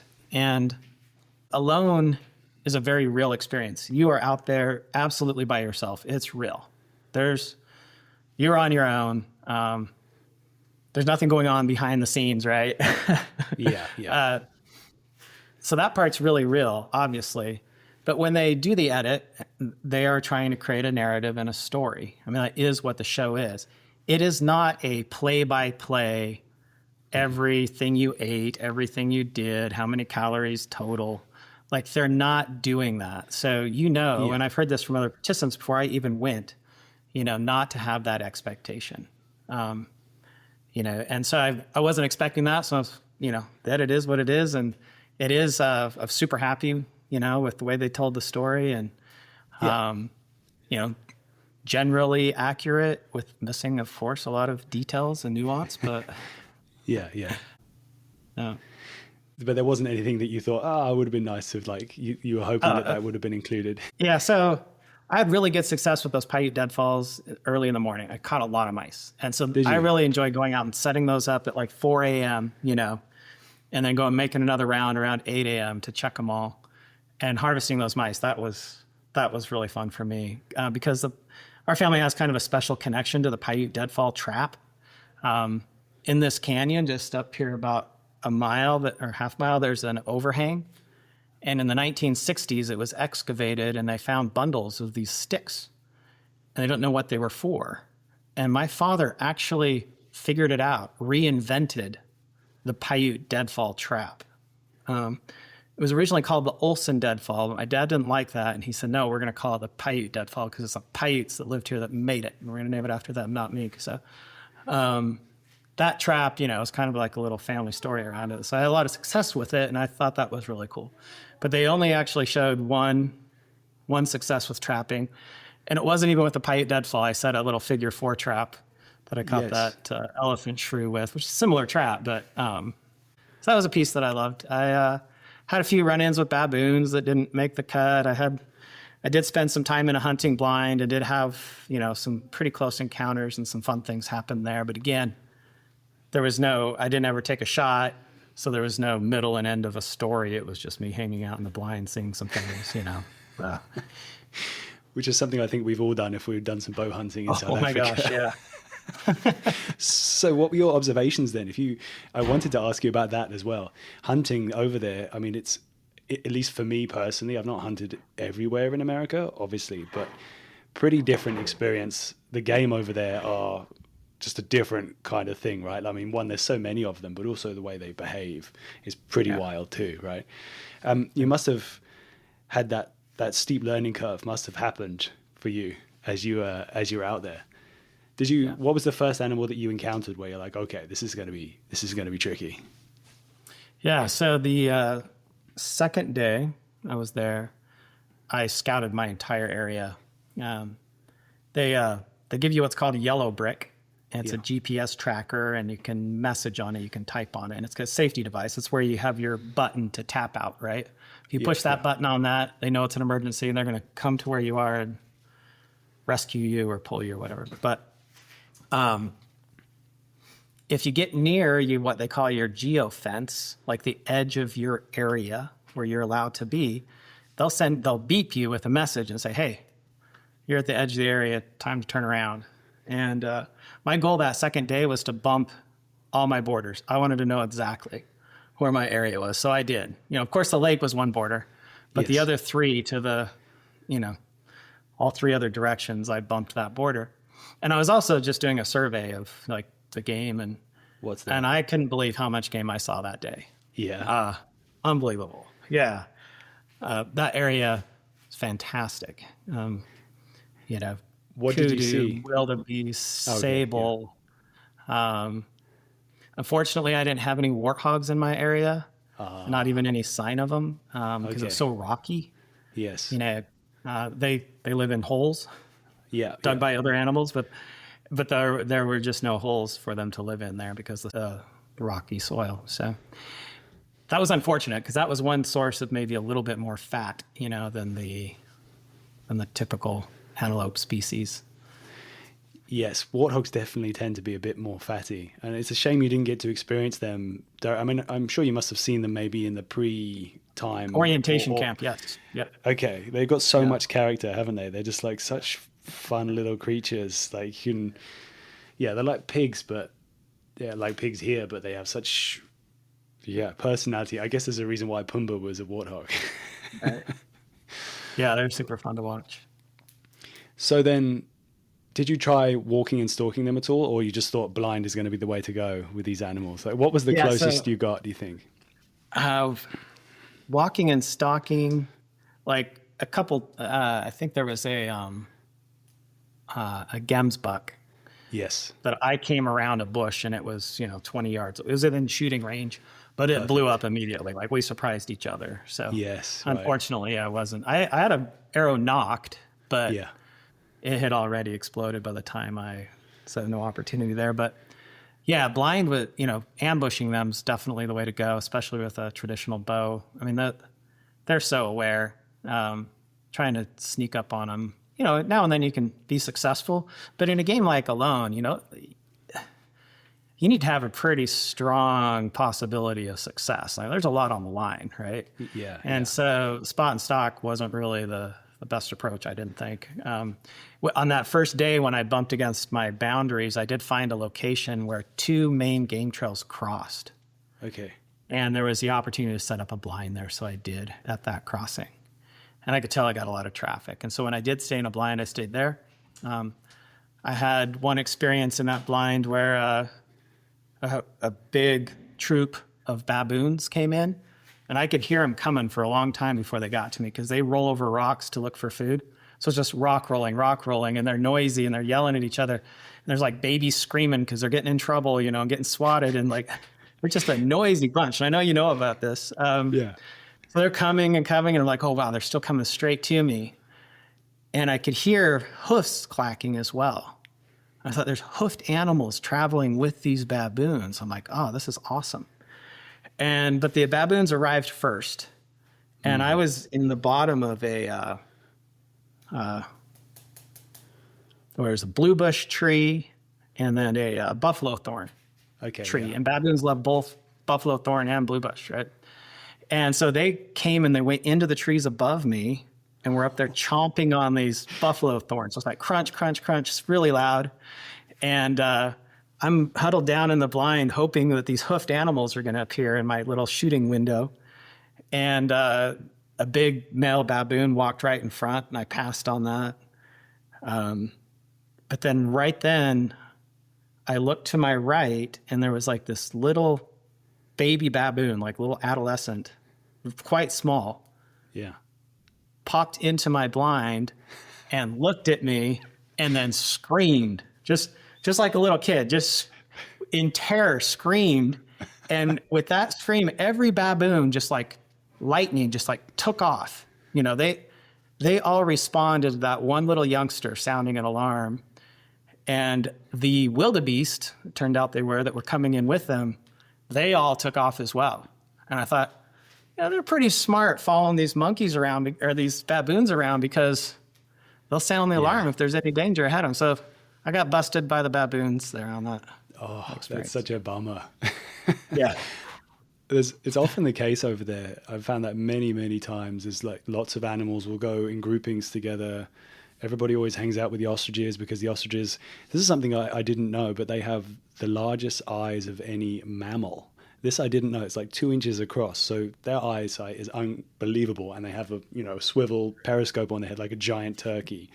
Yeah. So they're very popular amongst other animals. And then obviously the giraffe always like to ruin everyone's fun. Not everyone's fun, sorry. My personal fun. Fun fact on the ostriches and that season of Alone. We had a lot of rules, hunting regulations that we had to follow, right? Yes. Of course, all the local rules, plus layers of rules that Alone added, plus rules from the landowners, So a lot of that orientation camp was understanding, the constraints we had. And so for different species, there were different limits on how many you could take, right? Yes. So for most of the larger species, there was a limit of 1. We couldn't shoot zebras. We couldn't, there were like things we couldn't shoot. There were several species that were off limits. Okay. And then, if we killed, for example, like a water buck, our limit was filled on big game. You could only kill 1 big animal. Wow. Okay. And then they had, like, for medium game, I can't remember, it was 2 maybe. And then for the smaller game, there was like 5. So we had these limits on everything. And by the way, Kelsey's the only one that started to fill any of those limits that were high. But one of the things that was unlimited was ostriches. Like, you can kill as many of those as you want. Because they knew there wasn't any chance we were going to get any of them. Yeah. And I remember listening to the ranger when they announced that limit. He just laughed, because he's like, that's not happening. Yeah, absolutely. It's like kind of, if you're walk and stalk bow hunting, if you take an ostrich, you are like the top of the top. No one, I don't know if anyone, I mean, like there's definitely a hierarchy. I think kudu is up there as one of the hardest animals to take walk and stalk. But an ostrich is just like, yeah, that's actually the punchline of the They joke. like to stay in the open too, right? I'm just Yeah. Yeah, they do. I mean, I've had emu come in and actually stalk me. So they're very different birds, but yeah, that's funny. Oh, well, I'm glad to hear that you had some good interactions with the animals. Oh, it must have been, did you regret then when you were in the hide that you didn't shoot that big male baboon as Yes. that was the first thing there? Yeah, it was like a 5-yard shot, like a sure thing, but I was thinking, oh, there's hoofed animals. I should go for that. And, Yeah. Yeah, it's it was so a big hard, mistake. isn't it? Like I should have, in hindsight, I was definitely going to get busted by those baboons. And you had a camera rolling and everything as well? At the time? Well, so I had a camera on my bow. Okay. Right. And I know I got good footage of that male, but then I had a camera on me. And after this episode, I looked at that camera and it had frozen up. And so it wasn't working. I had one camera they ended up replacing that was kind of faulty. I did that a few times and ended up swapping it out. But so that was a bummer. And that might be part of the reason it didn't get cut, is the only footage I got was where my bow was pointing rather than. They didn't have footage of you. Right, because that camera. So then you can't see the story. I had a full day of footage of me sitting in that spot, but when the baboons came in, that one camera decided to Play up. Yeah, that's the way it goes, right? It's always the way it goes. Okay, so how you said you walked the whole boundaries. Just out of curiosity, how big was the boundary? I don't know if that's something that Alone can say, but I think in the neighborhood of 8 to 12 square miles, something around that size. Wow. Okay, that's pretty big then. I've been meaning to actually get on Google Earth because I could look at Google Earth and know exactly what it was, and then actually have it calculate the area. I should do that sometime. Yeah, that was something me and my wife did because we were so perplexed when it was announced that it was the crew, and there was like, first of all, in my mind, I was like, okay, well, that's going to be tricky because I've never been anywhere in the crew where there's a significant amount of water, other than a few like circular cement dams in farm areas. Right. So then when I saw that there was a large body of water and then a few kind of feeding rivers, that was when the adventure began, like the search began. I was like, I don't know where this is, but we need to find this out. My wife was actually like, I think she actually paused the show and was like, no, I have to know where this is right now. I can't. And I think it sounds like a lot of other people did the same thing as well, who were nerding out quite hard. But anyway, I digress. Yeah, so on that water situation, we were on a reservoir. So it's the Orange River was dammed up, right? Yeah. And the interesting thing about surviving on the shore of a reservoir versus the shore of a lake, there's a significant difference in that the water level for a reservoir will go up and down. As they're bleeding it out during the irrigation season, the water level drops a lot, and then during the rainy season or whatever, it'll fill back up. That means that you don't have any kind of marsh or green zone because it can't survive because the water level keeps changing. And so it's just the straight Karoo Desert right to the water's edge. Yeah. Whereas if it had been like a natural lake that had a stable shoreline, you would have had marsh habitat, right? In certain places, you'd had a shoreline that would have had a green zone, right? And that would have introduced a whole set of new species of plant, right? That would have provided potential calories. So that was a pretty significant thing. I know that here in the Great Basin, the most bountiful locations for the native populations here were the marsh areas. Like that's pretty well known among the archaeologists around here that those marshes were a significant food source for them because you get a lot of, cattails, bulrush, a lot of starch stored underground in those marshes. Yes. Yeah. And then just a lot of wildlife too that lives within that ecosystem. So. Yeah. I mean, I don't know. I'd have to go on. Well, you asked earlier why the season was short, and I think that was a factor. Like the conditions there, as far as like edible wild plants, it was pretty limited. And so unless you harvested fish, longevity wasn't really an option. And then also coupled with the fact, like we said before, that it's a completely new terrain, completely new environment. And apart from yourself, where you luckily had a very similar kind of experience growing up, everyone else is not, they've been spending however many years training or thinking, or their whole life as well. A lot of people thinking that they're going to be in boreal forest, like you said. So definitely not that. That's for sure. No. I've got one little question I'm curious about, and it's a little family dynamic question that's just been tickling me. But first, I just want to plug in my laptop. I think it's about to die. I thought that I plugged it in, and that's on my list of things I should have done. So give me 1 second. Okay. Last question.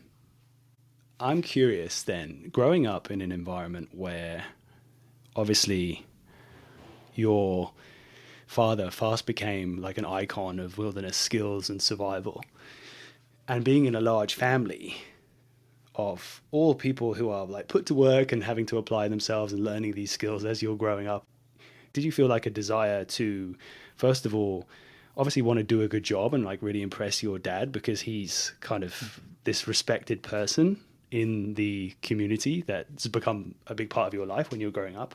And then was there much like competition between you and your siblings, like in trying to like outdo each other or be more, I don't know, connected with the wilderness? It's probably a dumb question, but I'm just curious.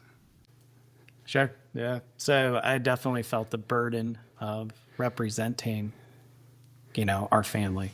Where it was my father's career, and it's considered, one of the great wilderness survival instructors, of all time. He's right up there with Mors Johansky, in his own region. Like Mors, the northern guy, my dad focused on this area and was well known for that. And so there is like this family reputation, and you do feel that responsibility. So that's a bit of a burden, honestly, more than a help. Like, because if you're afraid when you're out there, that's going to decrease your chances of success. Like if you're stressing out about whether or not you're going to succeed or how people are going to perceive you, that's only taking energy away from the game of finding food, right? Yeah.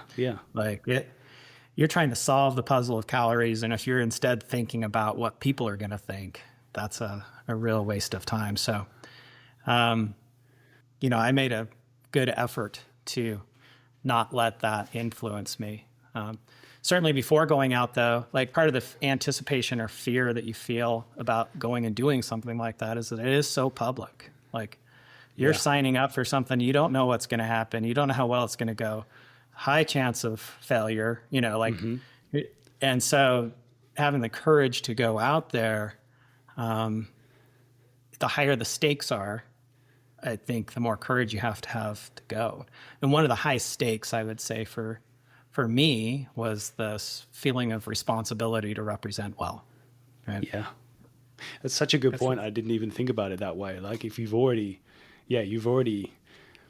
through work of your siblings and of your family and of your father and your mother, like you've got this whole thing already. Why would you risk? Yeah, it's a risk, right? Like if you go out and do something very public, there's always a chance that it might undo some of that good that's happened already.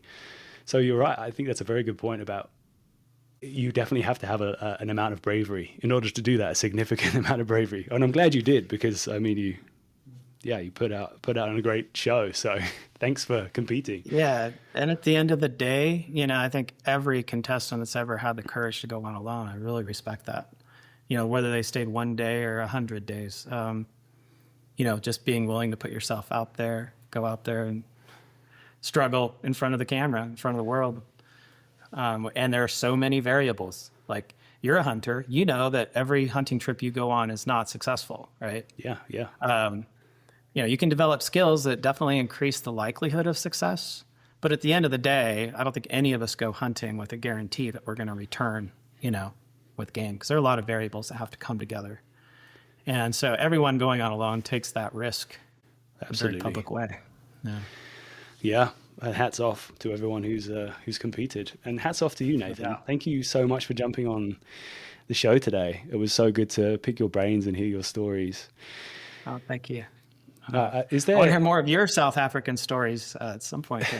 Well, yeah, we could happily jump on a call at some point, and I can. I would love to exchange notes on some of the things that have happened. Although I've been lucky and I've had some success walk and stalk bow hunting in South Africa, I've had so much failure. But I guess you don't talk about, that's not the stuff that shows, is it? It's the results that I guess that people care about. Anyway, I am fully waffling now. I will stop taking any more of your time, Nathan. Thank you. And one quick question I wanted to ask you. Is there anywhere you'd like to send people? I know you don't have a huge presence, excuse me, on social media. Honestly, no. I don't have any social media or anything that I do. So yeah, I don't have any place to point people.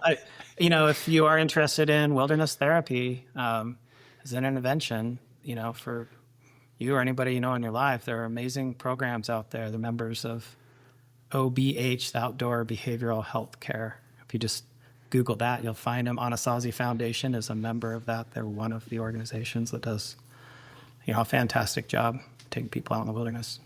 Fantastic. Thanks again, dude. Thank you, Robin. That was a pleasure.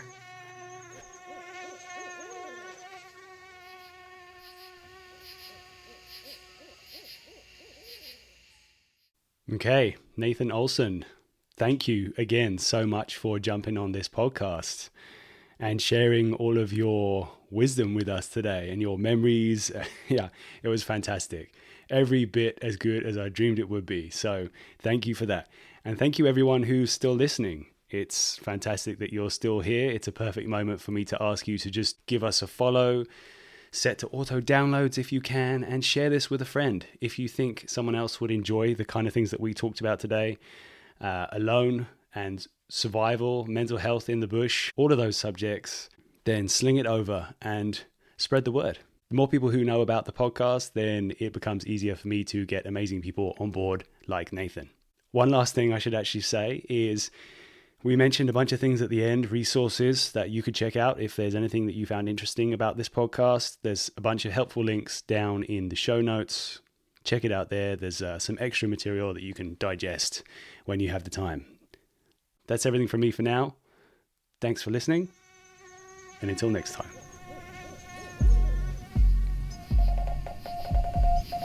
Welcome to the Wild Dispatch.